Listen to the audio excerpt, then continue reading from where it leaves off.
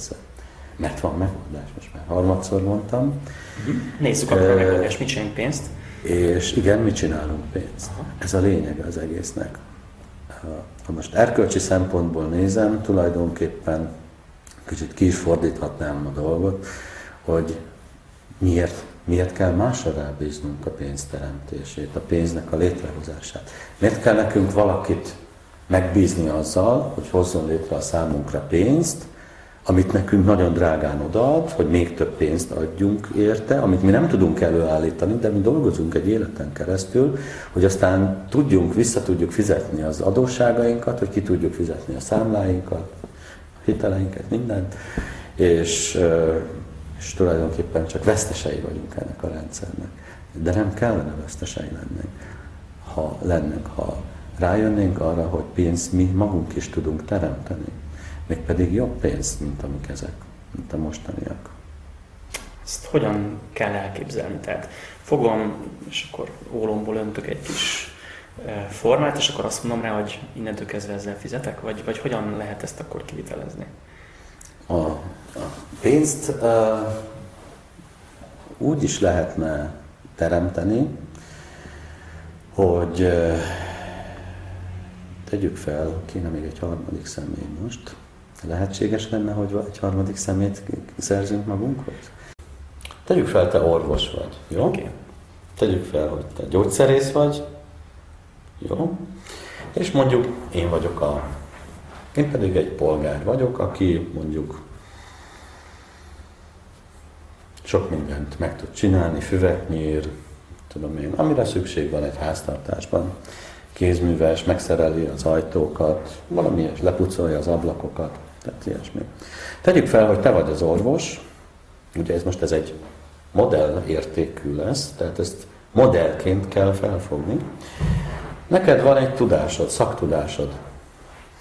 Te gyógyszerész vagy, neked gyógyszereid vannak, de azon kívül semmi. Én pedig lehet, hogy én beteg lennék, én vagyok a beteg mondjuk, vagy ugye a páciens, a szakember, akinek szintén van egy bizonyos tudása. És egyikünknek egy kanyi fillérjünk sincs. Én beteg vagyok, neked nincs gyógyszered, őnála meg nincs levágva a fű. Nincs egy kanyi fillérünk sem. Mi történik ebben az esetben? Hogy lehet a dolgot megoldani? Mondjuk én beteg vagyok, és elmegyek hozzád, és megmondom, hogy hát kedves Krisztián, én most neked nem tudok fizetni, de írok neked egy elismervényt 10 000 forintról, hogy én ezzel tartozom neked. Ez gyakorlatilag mint egy váltó. Nem váltó, ez egy adós levél. Adós levél. Kedves Krisztián, bízzál meg bennem, és itt nagyon fontos szó a bizalom, bízzál meg bennem, hogy én ezt valamikor neked vissza tudom fizetni. Jó? Gyógyítsál meg érte, amit odaadom ezt az adós levelet, és majd, ha jól megy nekem az üzlet, akkor visszafizetem, jó? Oké, rendben. Mondjuk elfogadod. Igen, és tegyük fel, hogy engem meggyógyítasz, de szükséged van orvosságra, gyógyszerekre, ahhoz, hogy praktizálni tudjál, és Judithoz elmész, és mondod, hogy hát pénzed nincs igaz, de van egy adós leveled, amivel tudsz 10 000 forintért gyógyszert venni. És ugyanúgy, ahogy én az előbb megkértelek téged, te is kérj meg, hogy légy szíves, Judit, bízzál meg bennem, hogy ez valahogy majd ki lesz egyenlítve neked. Igaz, nem a te tartozásod, más valakiért, de majd nálam lehet kopogtatni a 10 000 forintért, jó? Oké, rendben.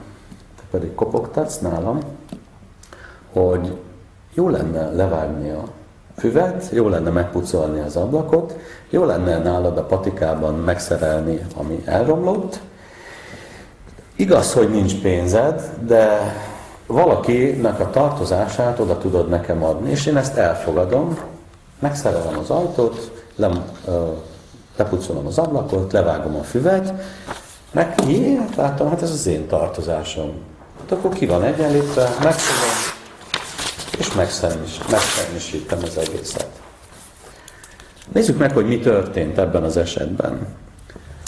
Mind a hármunknak egy fillére nem volt, semmi pénze nem volt, de voltak Volt mindenhol egy bizonyos kapacitás, és volt valamilyen kereslet. Mind a hármunknál. Ugye? Mi gyakorlatilag abban a pillanatban, amikor én aláírtam az adós levelet, ez volt a döntő pillanat, mert ebben a pillanatban teremtettünk pénzt. Mégpedig úgy, hogy amit én aláírtam, te elismerted nekem, és megbíztál bennem. A bizalom itt a legfontosabb szó. Tehát itt történt egy pénzteremtés. Ez nem jogi szempontból pénzteremtés, hanem közgazdasági szempontból. Tehát ez a közgazdasági pénz végül is körbejárt, visszajutott én hozzám, én megsemmisítettem, meg tőlem volt ez, nincs már adósságom, nem volt egy fillérünk sem, de mi történt? Te gyógyszerhez jutottál, nálad le lett vágva a fű, meg lett szerelve minden, én pedig meggyógyultam. Mindez egy fillér nélkül. Tehát lehetséges a pénzteremtés, ez a módja. Ez persze csak az egyik módja, ez az úgynevezett hitelezésen keresztüli pénzteremtés. Tehát hitelezni tudunk egymásnak természetesen, akkor is, hogyha nincsen, hát egyikünknek sem volt pénzünk, csak egyetlen egy fontos része volt, vagy fontos feltétele volt ennek, a bizalom, és az megvolt. Illetve volt egy harmadik személy, aki ezt a tartozást, ezt a közgazdasági, de nem jogi szempontból vett pénzt elismerte fizetőeszköznek. Tehát az a közgazdasági szempontból való pénz, ami két ember között létrejön, így pénzteremtéssel, és egy harmadik fél is elismeri azt fizetőeszköznek. Ennyi az egész. Ennyit kell, amit itt a modellben leírtam, egy közösségnek, vagy egy társadalomnak, önmagának megteremtenie. Tehát akkor éppen el akartam kitérni, hogy gyakorlatilag ezt ki fogja megvalósítani.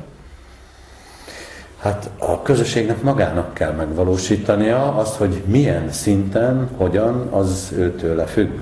Lehetséges az, hogy egy önkormányzat valósítja meg, ugye képviselek egy közösséget, lehet egy civil közösség is, alapítunk erre egy közösséget egymás közti elszámolással.